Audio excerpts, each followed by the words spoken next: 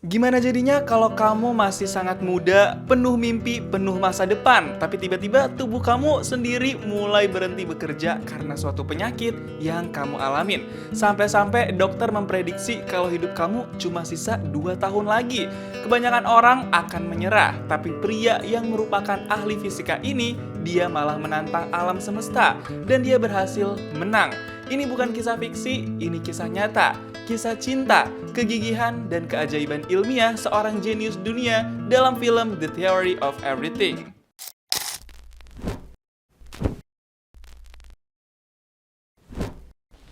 Pada tahun 1963 di Inggris ada ahli fisika alias fisikawan yang lagi kuliah doktoral atau S3 di Universitas Cambridge. Dia namanya Stephen Hawking, diperanin sama Eddie Redmayne. Ya, penampakannya gitulah, kacamataan, culun, ceking, kutu buku abis. Stephen lagi di pesta dari kampusnya gitu, dan di situ dia pertama kalinya ketemu cewek cantik namanya Jane Wilde, diperanin sama Felicity Jones. Kalau si Jane tuh anak seni, dia suka banget lukisan dan gambar-gambar. Mereka berdua nih ceritanya kayak naksir pada pandangan pertama gitu deh.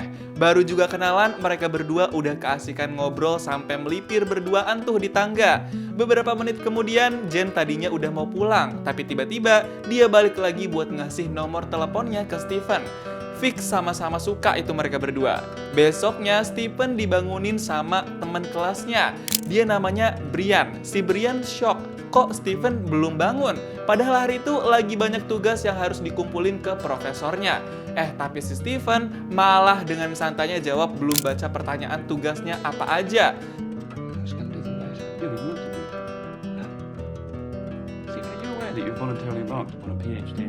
Si Brian sampai heran tuh, Stephen niat apa kagak sih sekolah S3? Malah santai-santai sampai kagak ngerjain tugas. Siangnya Stephen telat masuk ke kelas profesor, tapi dia malah tetap santuy aja tuh, kagak ngerasa panik. Padahal di situ profesor udah nilai tugas teman-temannya pada jelek dan gak ada yang bener. Langsung deh giliran Stephen yang tugasnya ditagih sama si profesor. Pas ngeliat hasil tugasnya Stephen, si profesor langsung tertegun. Dia ngeliat jawaban Stephen menarik banget. Gara-gara ngeliat hasil tugas Stephen bagus, jadinya profesor ajak Stephen ke laboratorium fisika yang pernah dipakai sama fisikawan senior ternama. Profesor bilang kalau minggu depan bakal ada ahli matematika yang ngadain seminar di lab itu. Stephen diajak buat ikutan. Di samping itu, ada satu momen yang bikin shock. Stephen tiba-tiba langsung bawa dan kenalin Jane ke keluarganya. Diajak makan siang bareng tuh si Jane. Baru kenalan, si Jane udah langsung diinterogasi tuh sama bapaknya Stephen. Bukan cuma itu doang, Stephen juga mepet terus ke Jane. Mereka jadi sering jalan bareng sambil mesra-mesraan. Suatu hari, Stephen lagi ngulik-ngulik persamaan fisika gitu deh tentang suatu fenomena yang belum pernah dia pecahin sebelumnya. Dia semangat banget ngulik-ngulik nyoba-nyoba perhitungan yang dia susun. Dia bahkan sampai gemeter pas berhasil menemukan jawaban-jawaban baru. Tapi pas dia pengen kasih tahu itu ke profesornya, dia tiba-tiba kesandung dan jatuh di tengah jalan sampai kepalanya kebentur parah. Gara-gara kejadian itu, otot-otot di tangan Stephen jadi pada tremor dan gak stabil. Stephen gak bisa ngontrol jari tangannya lagi. Dokter bilang Stephen kena penyakit syaraf motorik yang penyakit itu bisa berkembang dengan cepat.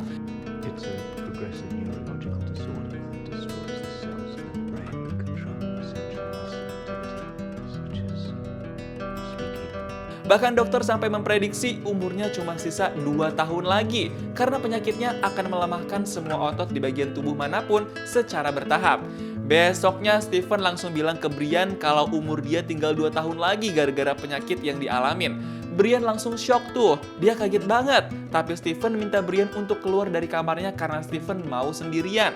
Suatu hari, Jane khawatir sama Stephen karena udah lama gak kedengeran kabarnya. Mereka udah beberapa hari kagak ketemu. Jane telepon Stephen juga gak diangkat-angkat. Sampai-sampai Jane nanya ke Brian gimana kabarnya Stephen. Pas dikasih tahu, Jane langsung shock dengar soal Stephen. Akhirnya Jane tahu Stephen di mana dan langsung dia samperin tuh. Stephen sekarang kelihatan kayak orang yang kekurangan semangat hidup. Dia kelihatan pasrah banget. Yang kepikiran saat itu sama Jane, dia cuma pengen main sama Stephen. Pas main bareng di lapangan, Jane matanya fokus ngelihat kaki Stephen yang jalannya sekarang terseok-seok dan gemeteran. Jane prihatin banget sampai dia ikut gemeteran juga. Nggak kuat main lama-lama, Steven langsung kabur ke kamarnya lagi. Pas masuk ke kamar, Steven langsung kesel banget. Dia marah sama dirinya dan keadaannya sekarang. Nggak lama dari itu, Jen langsung maksa masuk ke dalam kamar Steven. Jen bilang kalau dia jatuh cinta sama Steven. Dia berniat hidup bareng bersama Steven sampai berapapun umurnya. I want us to be together for as long as we've got been. If that's not very long, well then that's just how it is. Jen langsung tuh nyium Steven karena ngerasa dia bener-bener mau hidup sama Steven. Bahkan gak lama setelah itu, Jen sampai diingetin sama bapaknya Steven untuk siap sama segala hal yang bakal terjadi di masa depan, khususnya 2 tahun dari sekarang. Tapi Jen bilang kalau dia adalah orang yang kuat, dia akan terima apapun takdir yang bakal menantinya. Dan gak lama kemudian, Steven sama Jen resmi jadi suami istri. Mereka bahagia banget bisa menikah, walaupun tahu takdir yang akan menantinya. Di hari pernikahannya itu, Steven udah harus berjalan pakai tongkat. Steven kesusahan berjalan kalau nggak pakai tongkat. Singkat cerita, 1 tahun kemudian, Steven sama Jen udah punya anak 1. Rumah tangga mereka bahagia banget. Pas udah punya 1 anak itu, kebetulan banget udah waktunya juga Steven sidang tesis S3-nya. Dia datang ke ruang sidang udah harus pakai 2 tongkat di kanan dan kiri. Kondisi Steven emang udah makin lemah, tapi pas tesisnya direview dan diuji sama profesornya, Steven masih bisa berhasil lulus dan mendapat gelar doktor. Brilliant. Superb. Therefore, all there is to say is well done. Or perhaps I should say, to be more precise, well done, Doctor. Steven seneng banget karena dia berhasil lulus dan bisa menciptakan teori baru buat fisika. Abis itu keberhasilan Steven langsung dirayain sama Jen dan teman-temannya Steven. Tapi di situ Steven kelihatan kesusahan banget buat makan karena tangannya makin gemeter parah. Bahkan buat naik tangga ke kamar pun Steven udah nggak kuat. Dia sampai ngesot-ngesot tuh. Ajaibnya, beberapa minggu kemudian, Steven dengan kondisi yang makin memprihatinkan, dia mampu buat ngadain seminar di depan para profesor dan doktor. Dia mempresentasikan ide dan teori baru yang dia temuin. Bahkan, Steven masih pantas buat dapat pujian dari profesor lain.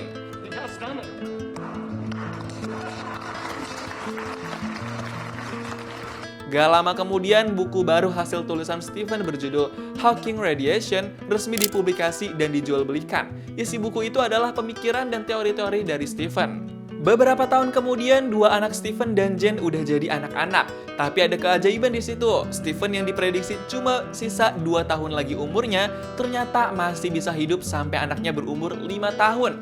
Walaupun kondisi Steven emang makin memprihatinkan. Suatu hari, Jen iseng datang ke paduan suara gereja buat ngeliat gimana kegiatannya.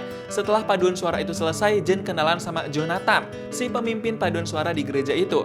Jen bilang dia tertarik buat daftar ikut paduan suara di gereja. Beberapa hari kemudian, Jen ngebawa Jonathan ke rumahnya buat ngajarin anak-anak main piano. Bahkan Jonathan diajak makan bareng tuh sama Jen dan Steven. Awalnya obrolan Jonathan sama Steven kerasa canggung, tapi Jonathan mudah beradaptasi. Dia ngobrolin soal fisika dan teori-teori Steven walaupun gak terlalu ngerti.